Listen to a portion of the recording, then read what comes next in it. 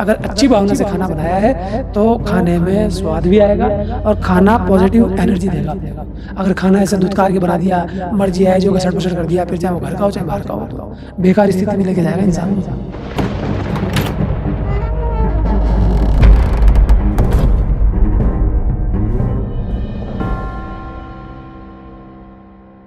देखिए, साधारण बात है, लेकिन इनकी बात में कितनी सच्चाई है वो आपने भी देखा होगा।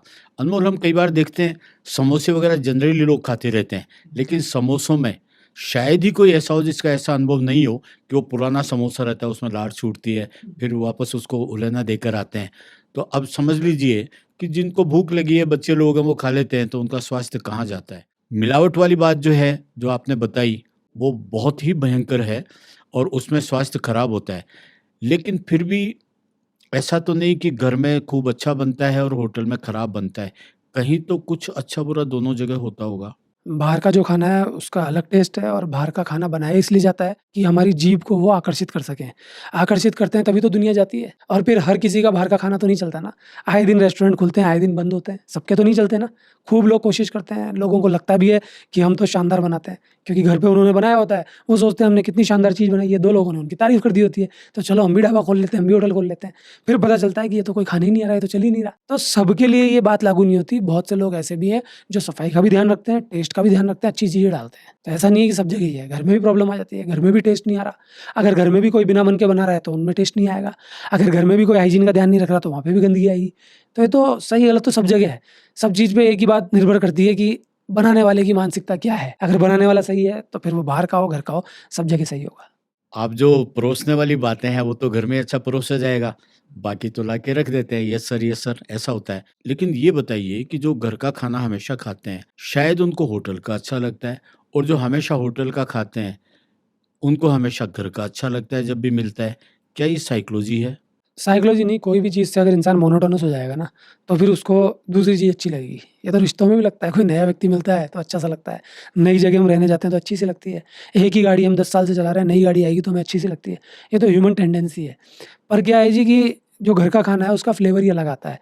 बाहर का खाना है उसका फ्लेवर अलग आता है, क्योंकि उनकी मानसिकता क्या है कि बस टेस्ट ही टेस्ट पे ध्यान देना है। चाहे कुछ भी हो जाए, सामान बिकना चाहिए। कुछ भी हो जाए। भाई हो सकता है उनमें कुछ लोग होते हैं, प्रेमी होते हैं, जो प्रेम भाव से खाना बनाते हैं, जिनका ये ध्यान होता है कि हम तो मस्त होके खिलाएँगे, चाहे हमारी बचत कम हो जाए, लेकिन हमको खिलाना प्यार से ही है। तो ऐसे लोगों का खाना भी बढ़िया होता है। ऐसे लोग कई वर्षों तक सर्वाइव भी कर पाते हैं, बल्कि उनके जो रेस्टोरेंट्स हैं या उनके ढाबे हैं, वो बहुत ऊँचाइयों तक चले जाते हैं, उनकी ब्रांचेज़ खुल जाती हैं, बहुत अच्छा होता है। कभी-कभी घर में भी ऐसा होता है, मन से नहीं बना रहे, औरत की लड़ाई हो गई, तो खाने से ही पता चल जाता है कि इसका मूड कैसा है। तो ये तो डिपेंड करता है मूड पे।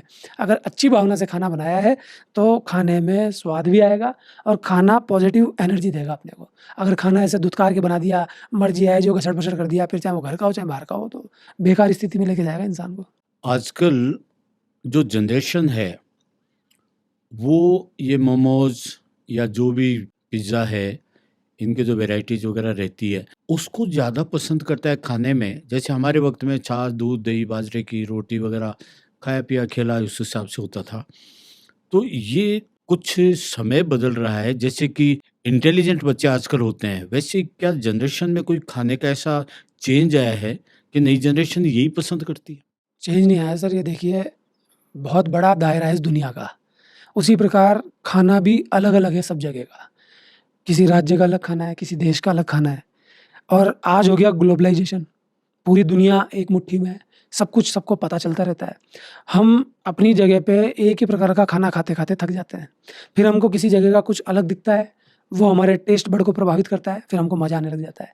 तो ये ट्रेंड चलता है, कल्चर चलता है कि कभी पंजाबी खाना हिट है साहब, कभी राजस्थानी खाना हिट है, कभी साहब कोई पहाड़ों की डिश आ जाएगी, कभी हो सकता है कि देश बाहर की डिश आ जाएगी, चाइना की, जापान की, जो आप मोमोज़ वगैरह बोल रहे हैं, ये सब वहाँ से आ रहा है।